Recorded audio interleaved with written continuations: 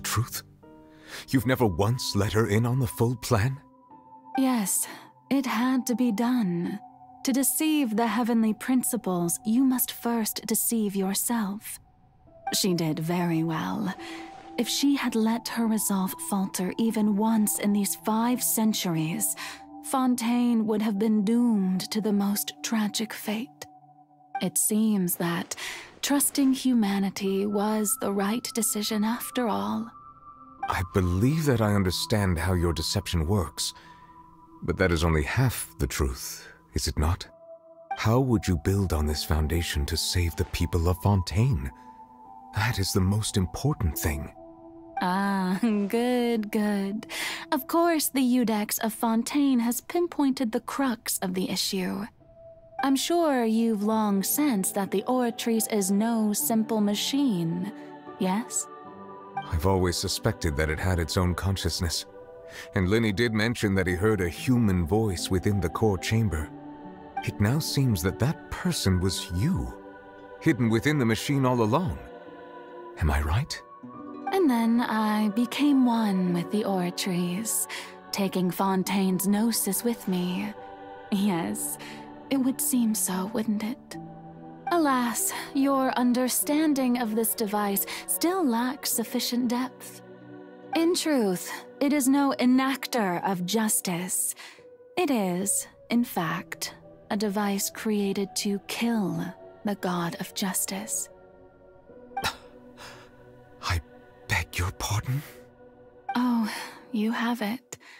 And to be more precise, not only will the Oratrice take down the god of justice, it will also take down the divine throne upon which she has been placed. I mean, did you think I would be the sort to enjoy peaceful repose while Furina suffered? My work over these last 500 years has been to constantly accumulate indemnitium within the Oratrice. But really, some have already discovered that only a small fraction of the energy generated by the device was ever used to provide power to Fontaine. The vast majority had to be, accumulated to enact this death sentence. It was all a part of your plan, then? Both the trial and the sentence? Indeed. This power, accrued over 5 centuries, could have sustained Fontainians for millennia had it only been used for that purpose. Almost all of it has now been stored within the Oratrice. But only power of this magnitude could hope to destroy the Hydro Archon's divine throne, shaking the rules established by Celestia and breaking through the institution that is the Seven. So the Oratrice's call for death was for neither Furina nor Focalors, but for the Hydro Archon. The destruction of that divine throne. If I do not misunderstand your intent, you must be... Returning what's rightfully yours to you, of course. In other words, this was all done to return the authority of the Hydro Archon to the Hydro Dragon of this planet. But...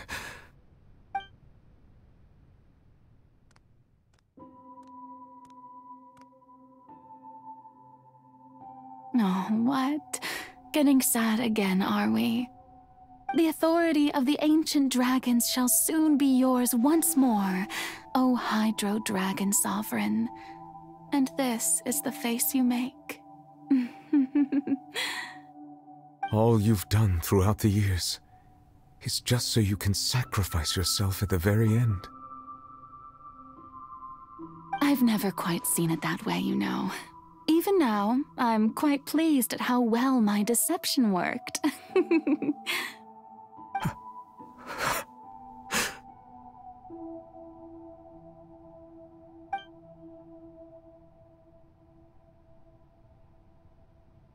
Hydro Dragon, don't cry. I must say, had it been within my rights, I would have loved to judge the heavenly principles themselves. Were they not guilty of essentially the same crime? Egeria stole the power of the primordial sea, and the heavenly principle stole the power you ancient dragons possessed. I, for my part, am the god of justice. And is it not just that your original powers should be returned to you? Speaking of justice, I have always believed that justice lies in the process of pursuing human existence itself. So, if the theft of the primordial sea's might was Fontaine's original sin, then, leaving matters of procedural right and wrong aside, the descent of the Fontanians as humans and their right to exist in this world would be Fontaine's original justice. In other words, existence was Egeria's justice, and to me, justice is the continuation of that existence. Defying the prophecy and ensuring that Fontaine's people shall live on, that should be the justice enthroned over all others. At this point, we, whether it be myself or all other Fontanians, have shouldered the burden of this sin for far too long.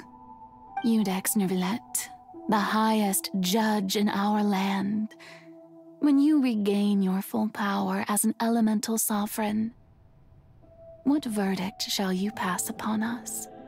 So when I was invited to the court of Fontaine to serve as Iudex, I see now that that was your idea too. At last, I now understand the true purpose behind this position. In the beginning, I was uninterested in human existence. But these 5 centuries of living alongside them have gradually brought about mutual understanding between us. And I have even attempted to feel as they feel. You are a devious one, Focalors. Things being as they are, surely you know that I could never declare them to be guilty.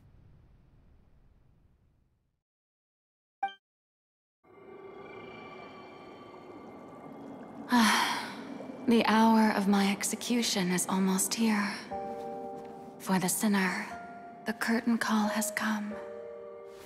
I know I may not sound it, but faced with death, I find myself a little afraid. Perhaps this is one thing both gods and humans have in common.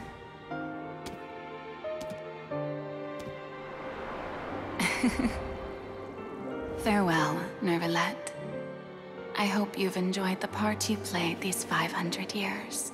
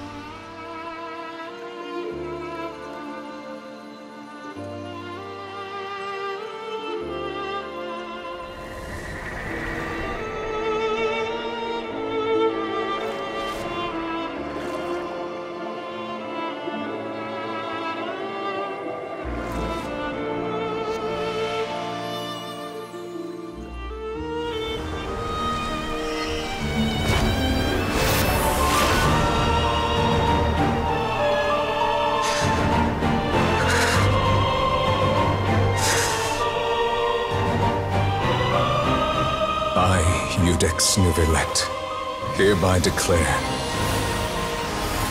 people of Fontaine, your sins are forgiven.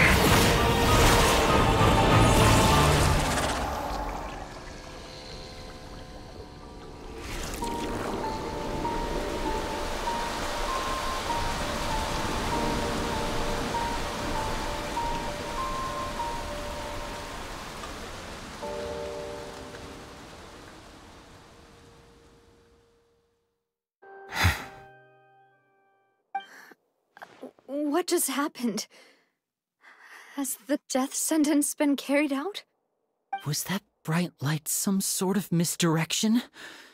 I have a feeling that something huge just happened. But since we're all still alive and haven't been dissolved, I assume whatever happened was good for us. It's time to end this. We must mete out punishment to that beast.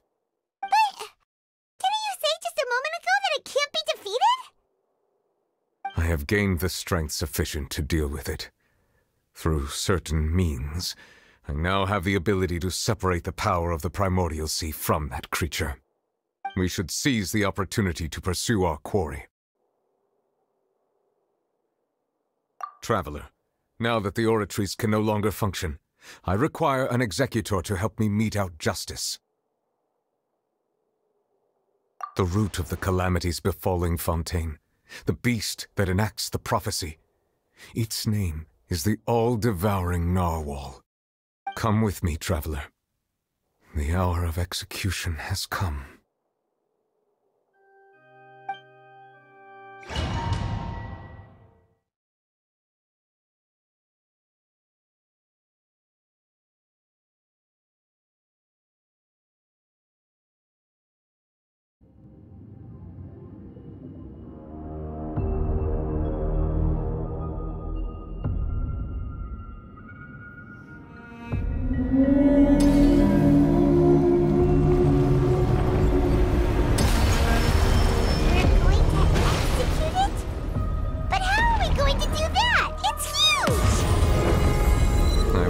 My best to separate the power from the Primordial Sea from the way.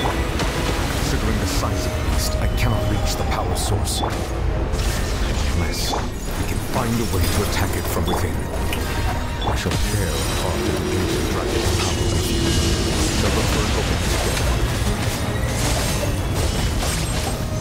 There is no escape! I can feel its sorrow into hostility.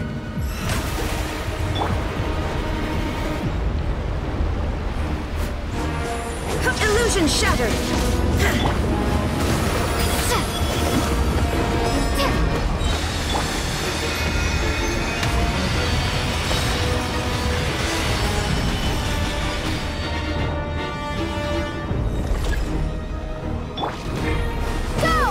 The all-devouring Narwhal cannot resist its instinct to devour. Continue to trigger its hostility. Chance will present itself.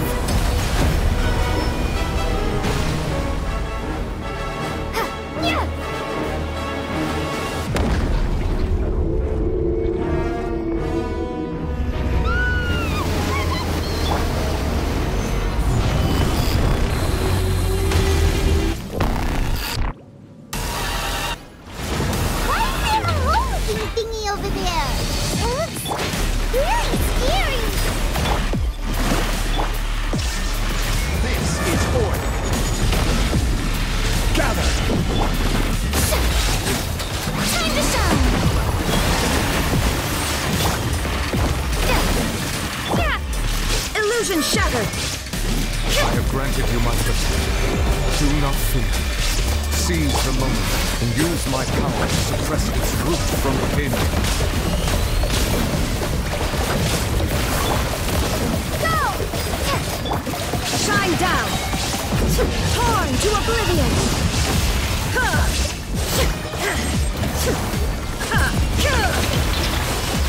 Order guide you. Gather!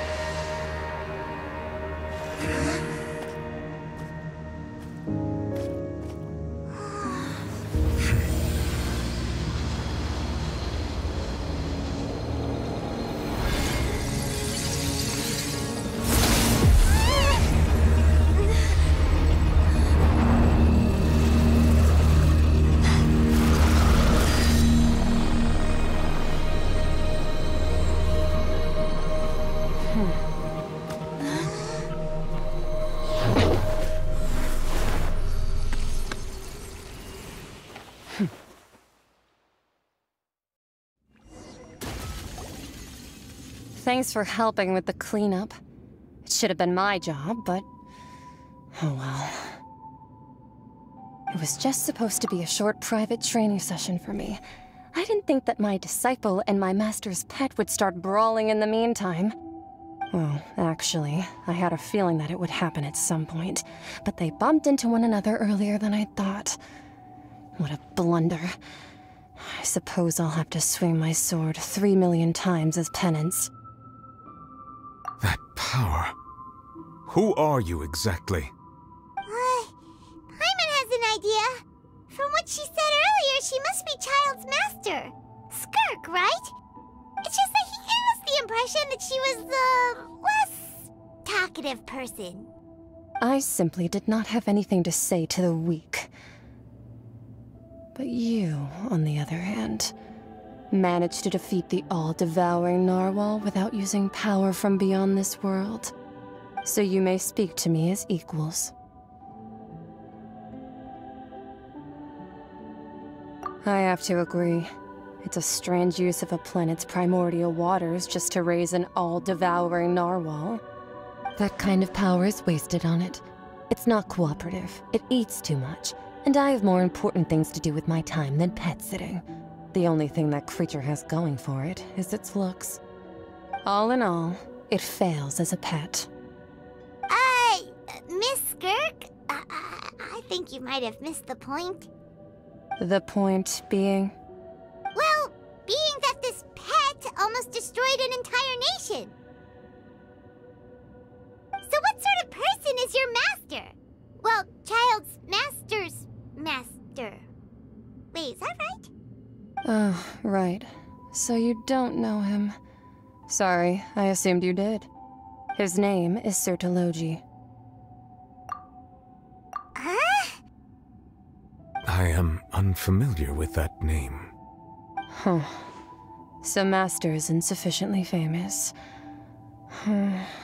How should I describe him then? Have you heard of the name The Fowl? The Fowl? Still nothing? Well, how about the Visionary? Vetterfalnir then? Or Gold Rhindaughter? Ooh, that one we've heard! Rhindaughter's part of the Hexen Circle. She's Albedo's mom, right? Oh, so you do know that name. To be honest, I also heard all of those names and titles from my master. I don't actually know them either. But I suppose you understand now, yes? My master is likely a similar sort to Rhindaughter. They are both pursuing some form of perfection. Wait! Didn't you also mention a visionary person? Paimon didn't quite catch their name. Actually, never mind that. I believe it expedient to inform you that the all-devouring narwhal used up nearly all its strength fighting you. Such roiling hydro energies will prove difficult for the planet's deep seas to digest. As such, the Fontaine back on the surface has most likely been thrown into chaos. In other words, the prophecy that you've been fretting over should now be in full swing. What?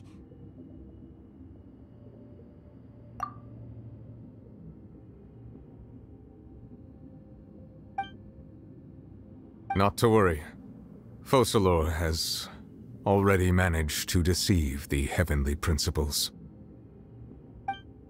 In the end, the people will all be dissolved into the waters, and only Furina will remain, weeping on her throne.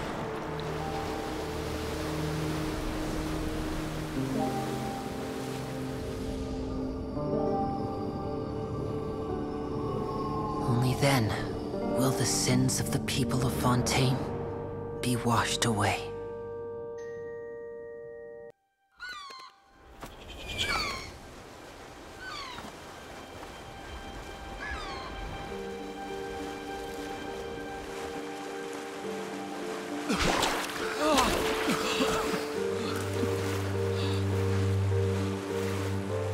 Hey! Help! Over here!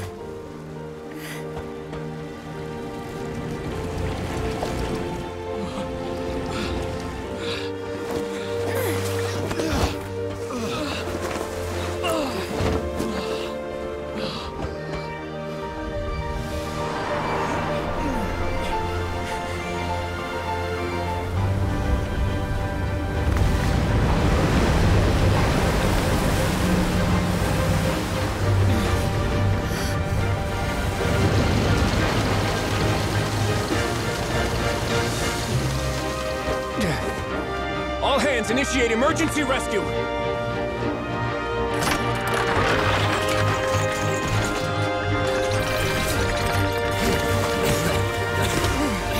Hurry!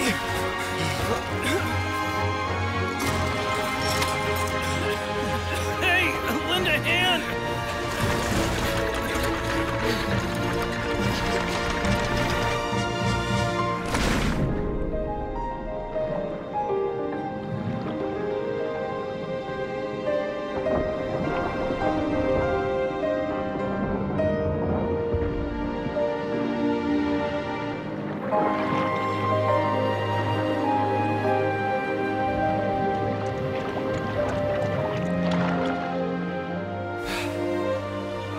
Look!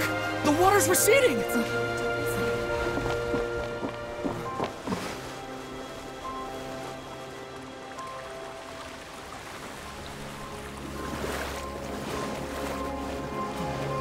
a miracle! Water's receding. We didn't dissolve. The prophecy was wrong! The prophecy was wrong!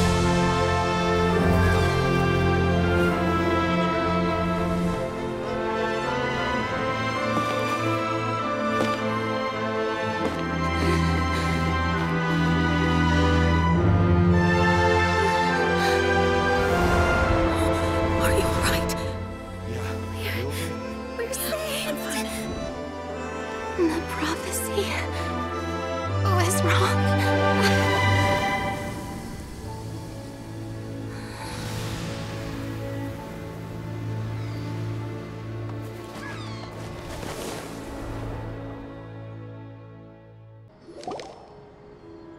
The Soil renewed. The Spina di Rosula talks post-disaster rebuilding. I recently visited Poisson to meet with Miss Navia, spokesperson of the Spina di Rosula, and we spoke about Poisson's present and future. Old soil can still give birth to new bloom, Miss Navia stated. Hope is like seeing a small cookie when you're starving late at night. You just need a little of it. Skyship Winglet, lunar brain of the Fontaine Research Institute. The various disputes that have arisen on account of Mr. Edwin have suddenly become a shield over the Institute, with Jurier turning out to be a once-overlooked hidden gem. People always call the first researcher mad, but few know what to call the second. And should that latter person achieve a miracle, they would find it all the harder to find a word with which to classify him and his team. Wow! Paimon barely recognizes the people in the reports. Are those really Jurier and Navia? They sound like real big shots. What do you think? Pretty enthralling, huh? The Steambird's idea was pretty simple. With the disaster just having passed, we would print a free edition packed to the margins with good news to calm people down. The value for these big scoops lies in their inevitable follow-ups. We'll publish further reports and go into the stories behind those people. Edwin's assistant, Jurier, created a true flying ship, while Navia is leading people in the reconstruction of their home. I'm sure that these stories could draw even your well-traveled eye. Paimon's curious too! Wait a minute. Didn't we watch everything happen from start to finish? What's there to be curious about? And that's exactly why I'd like you to come conduct interviews with me. You're the best incubators of news, if you haven't noticed. And also, with you around, I'm sure I'll get to see that Duke. Are you sure? Hasn't he turned you down several times already? Oh, this time will be different. Come on, let's head to Poisson first, and then make a trip to the fortress. There are some things you'll only know when you get there.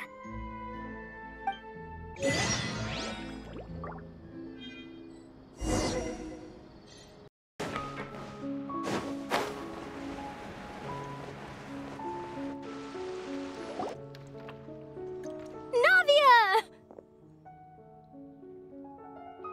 Oh, it's you. What brings you all here? Hey, we're just having a look around. I'm here to update myself on how things are going here. Oh, the Fatui are here too! Let me introduce you. This is Mr. Garunt Snežević. He represented the Knave in sending us a large amount of supplies, and is helping with our work. Our residents are hard at work as well. Thanks to everyone, work is progressing nicely. We've lost a lot of people. Hello, Miss Charlotte. I'm a big fan of yours. I especially like that article you wrote last year about Fontaine's stray cats. But if you don't mind, could you not emphasize our role too much in your report? It's not charity we're doing here. We just happen to share the same interests as Despina. I get where you're coming from. I'll keep it as simple as possible.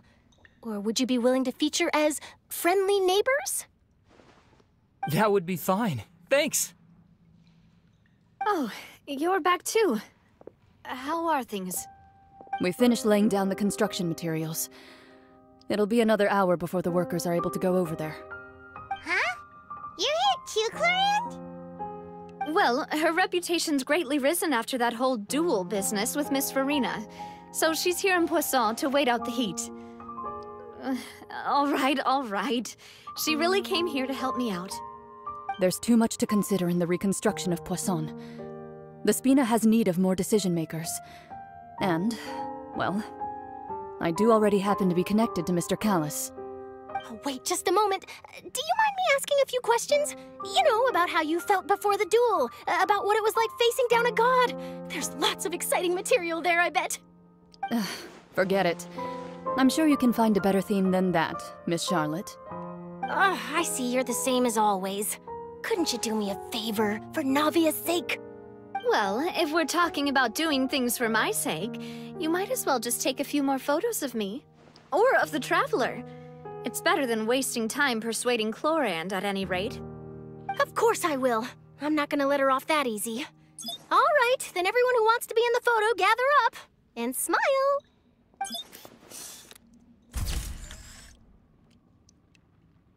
How did it go? Was it a good shot? Did Paimon look cute in it? Not bad. Your addition really helped the composition of the picture. All right, hang on a moment. Let me snap a few more shots.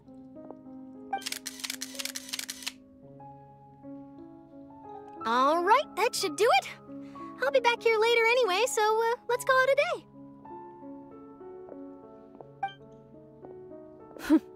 You're very quick. Speed is of the essence when it comes to the news, and freshness is the key. Also, not to brag, but I'm pretty good at building connections. Who knows? I might eventually get that interview with you after all, Miss Clorinde. Wow, you really do have that never say die spirit. I'm impressed. I'll hazard a guess that this is how you got that interview at the Fortress of Maripede. Whoa, you're well informed. Let me make a guess, too. I asked Sigewinne, who told Monsieur Neuvillette, and he told you, right? That's a very complete information chain. In truth, all Monsieur Neuvillette asked me was, when did the Fortress become so friendly towards the media? I told him that it was best not to speak too soon. There's no guarantee that Wriothesley will make a personal appearance. You're right. I've got to treasure every moment I have with them. In which case, I'll be making a move first. Stay safe now. And tell me if you hear anything interesting. I'll treat you to afternoon tea in exchange.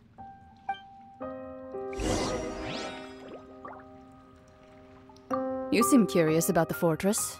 Of course. That Wriothesley. I still remember going down to the fortress to grill him for information on my father's case. Boy, did he take me for a ride. Without telling me anything, of course. But he did invite you to tea, didn't he?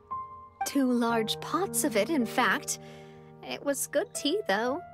I have to agree. The tea there is very good. Speaking of that, would you like to have some today? I mean, you've got time, right? Well, I'd be partial to some shortbread. Wow, it's like we've got a menu or something. Sure. Good. What flavor of biscuits would you like, Mr. Snežević? Me? I'm fine with anything. But I would prefer chocolate, should you have it. All right. Leave it to me. I'll go over the newly arrived supplies with you later, Mr. Snežević. We should be able to finish the preparatory work today. That works great for me. Huh. Is it just me, or did you get a new lipstick? I did.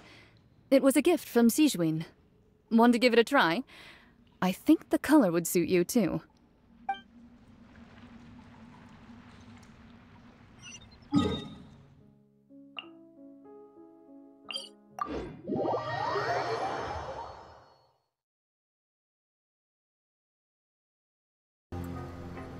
Wow, guess we're here again, huh?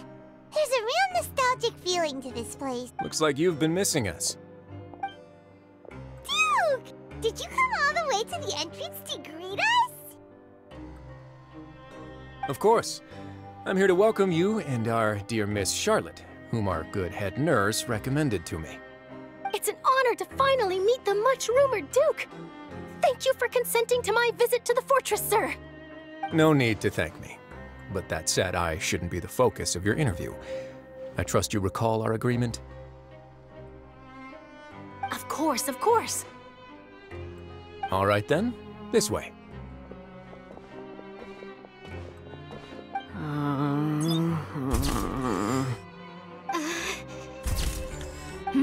Hey, no need to be so nervous. I've already taken all the photos we need. Miss Charlotte, do these pictures really need to be published on the cover of the Steambird? It would seem that Miss Lorvine doesn't want her face to appear beside that of Mr. Jurier, Sir, please don't say things like that. But it looks like dear Mr. Jurier denies it. Might this interview be very important to you, then? No, I just... This is my first time being interviewed, and I'm very thankful to the Steambird for... Now, I might not look it, but I actually did meet Mr. Edwin once. And I'll be honest, I enjoyed chatting with you more. You've definitely got more of that genius vibe going on. The boat that brought about a miracle, the ark that saved the people. Why, you recreated a myth back there, like an emissary of legend. Still, if I might ask, where's that flying ship now? Huh! Looks like Charlotte's trying to get herself another exclusive scoop. I have to apologize, but that ship is presently in the bowels of our factory. I'm afraid it won't be easy for you to get a shot of it. Really? Well, then in that case, could I have an interview with you to make up for that loss? You already know my answer, I'm afraid. Best you interview our head nurse instead. Or perhaps you'd like to take another photo of this couple of researchers? Did you really have to use the word couple? Well, then, 2 solo photos will do. Is my hair messed up? Please, someone help me have a look. Things sure are getting pretty lively here. We've seen this kind of thing before. Oh, seems like everyone's here. Would any of you like to try this new drink I came up with? Ah, Sigewinne. Hey, Miss Charlotte. Why don't you, take some pretty photos of our head nurse? Sure. Come on, Miss Sigewinne. Over this way. Let's find a brighter spot. Huh? Sure. Do I have to smile? So, how have things been at the fortress? Same old, as you can see. Fontaine's undergone some changes, but this place is still more or less the same. Other than that flying ship, it got a tad too much attention, I think. That's why I decided to let the interview go through. We should direct more public opinions toward the behind-the-scenes heroes. Am I right, Mr. Jurier? Miss Lorvine? You're too kind, sir. I believe that you too should have your day in the sun. Not that you would want that, which is a pity. I'll just leave the spotlight to you two. I see. Lots of things happened that day, huh? Anyway, regarding that Harbinger, I'm not sure you remember, but his 3 young followers are still waiting for his return. He sure did win them over, huh? I'll tell them that there's good news and bad news. The good being that their boss seems fine, and the bad being that they must face extended sentences for abetting his escape. Oh, actually, what about you? Are things gonna change for you too? What change can there be? The fortress will keep chugging along, and so will my duties. As to what Miss Furina's departure will mean for the nation, and if our laws and governance will be transformed, we'll leave those to the folks in the overworld. Hey everyone, the photo shoot's done. Good. In that case, let's call it a day here. Thanks for your cooperation. Come on, Traveler, let's go. Till next time, everyone. There'll be a next time? Maybe. Who knows? I might write a story about the underwater factory next time. Until then. All right, last stop, the docks. Oh, you know, I'd love to see you in one of Charlotte's photo shoots one day. Is that really necessary? Our line of work doesn't really require much photographing. It's precisely because we don't need the picture that they'll have value as keepsakes. You don't really look all that opposed to the idea, you know? Maybe I'm just happy that I managed to once again avoid the spotlight. I think this interview went well either way. Yes, you successfully kept prying eyes away by using Mr. Jurier and Miss Lorvine as shields. Very good. You should be happy for them. They have a bright future ahead of them.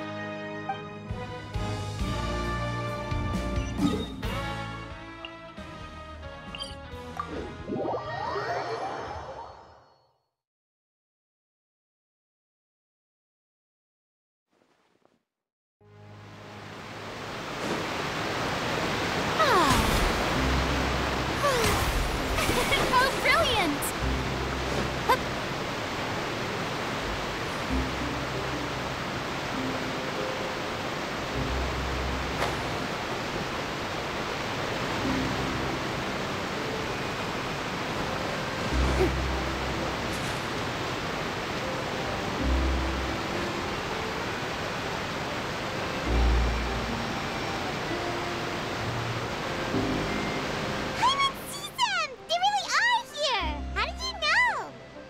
Navia mentioned that she stayed in touch with Lyney and the others after working together.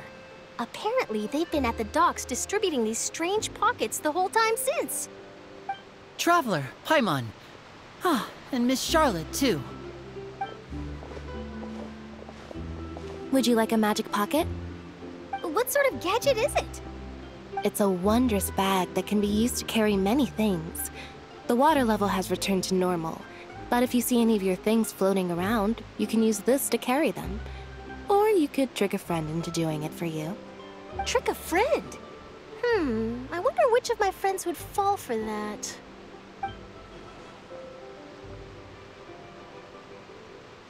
You could just make a friend like Freminet here. Isn't that right, Freminet?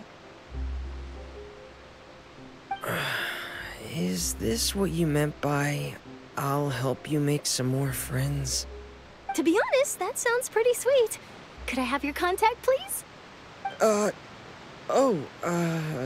Sure. Please, write down my address. You sure are working hard to help Freminet socialize. He was the one who proposed doing this. He even wants to assist in our magic shows. Yes, I was planning to first introduce Pear as an assistant, and later Freminet himself. In the future, I think we can leave underwater escape magic to him too. That said, would anyone want to see a diver escape underwater? Oh, it'll work out. Every journey begins with the first step. He'll become a part of our show eventually. Lynette, could you come over? Miss Charlotte says she wants to take a picture of us. Got it. My, that Charlotte is rather perceptive. She got rid of everyone the moment she realized I had something to say to you. So, how have things been, Traveler? Father says that you did a great deal during the latest events. She's very grateful for your contributions to Fontaine. That's all right. We were more than happy to help. So, what's she doing now? Oh, I guess you haven't heard. Well, after Lady Farina left, Father and Monsieur Neuvillette opened negotiations, during which he gave Fontaine's Gnosis to her as a diplomatic gift. A diplomatic gift? A Gnosis? Yes, I was quite surprised at first myself. But when I thought it over, there were actually a number of things going for it. It could have been done as an apology for the incident with Lord Child, or as thanks for his help in tying the all-devouring narwhal down. Furthermore, Father did also lend significant aid to Fontaine and Poisson. Well, that's true, but this is a gnosis we're talking about. Doesn't this seem a bit irresponsible? I would agree, but I've also heard that it seems that Monsieur Neuvillette has had a significant change of heart regarding the matter. So there's some reason for this that only Neuvillette knows about? I suspect you'll have to ask him about that yourself. Ah, yes, speaking of which, I did see him strolling around the entrance to the Fortress of Meripede a while back. Isn't he real busy and stuff? Paimon didn't think he'd have the time for that. But back to the topic. The Gnosis was given to the knave, right? What about Child? They say that he's returned to Snezhnaya to recover from his wounds. I hear that the recent disaster really did a number on his health. That's true. When you think about it, we've had loads of run-ins with the Fatui. To think we'd be allied with them this time. So shocked by such a simple switching of sides?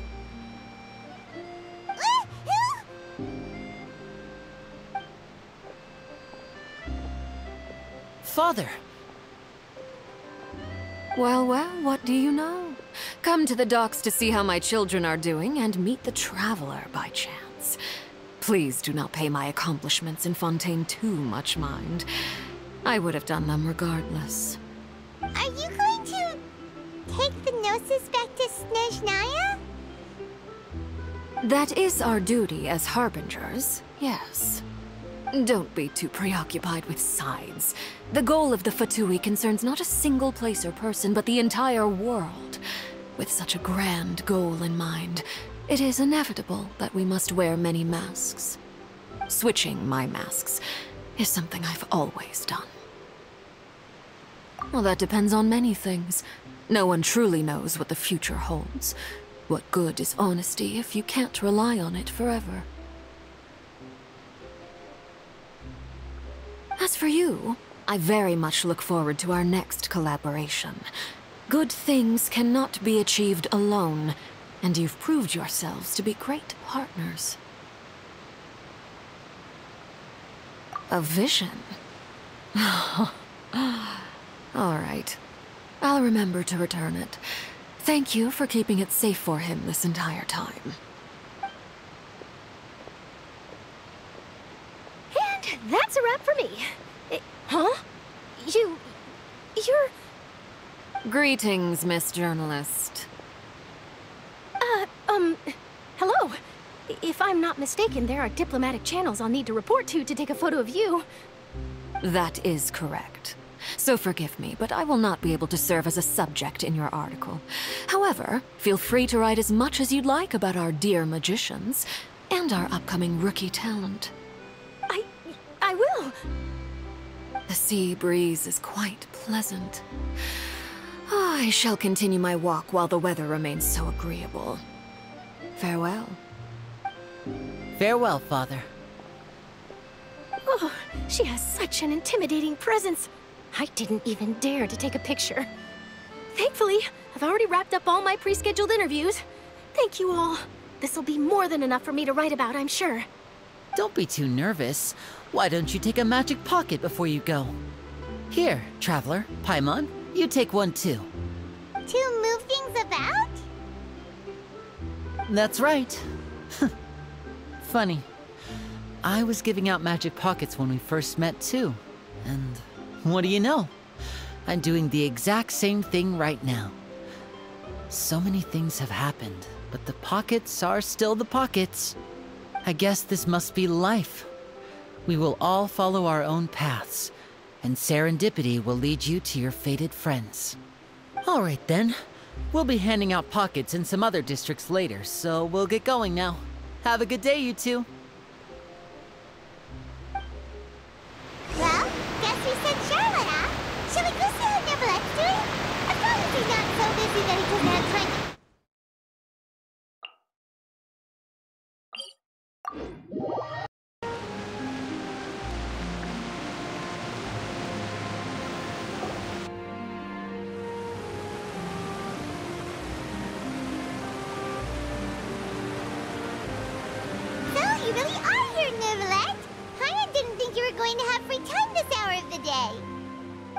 Really? Oh, I suppose you must have met Mr. Linney.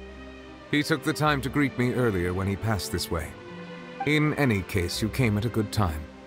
I was just considering reaching out to you to set up a meeting, so I may explain some things that I haven't had the time to before. Aw, Paimon's glad that you remembered. Thank you for keeping us on your mind, what with you being busy and all.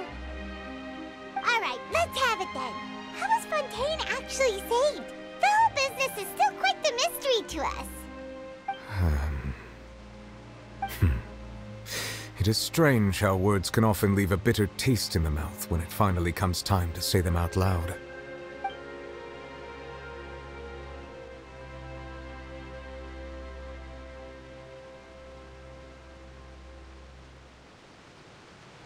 Whoa. So that's what happened? Focalors destroyed the divine throne of the Hydro Archon and restored your power to you, transforming you into a fully-fledged elemental dragon sovereign. But Paimon still doesn't quite get what you did to save the Fontainians from dissolving. For me, the authority of the ancient dragons refers to absolute control over the hydro element. Fontainians were incomplete humans born of Egeria's use of the power of the primordial sea, with constitutions similar to that of mimics.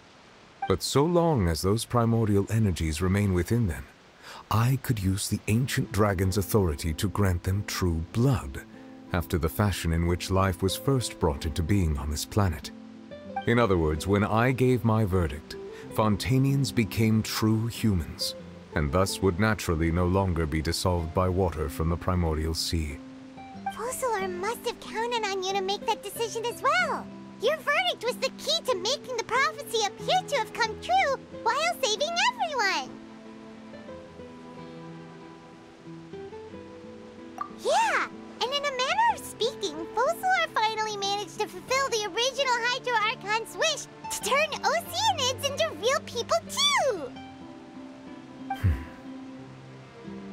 It seems from your expressions that you still have more things you wish to ask. Ask away. I will tell you the truth as I know it.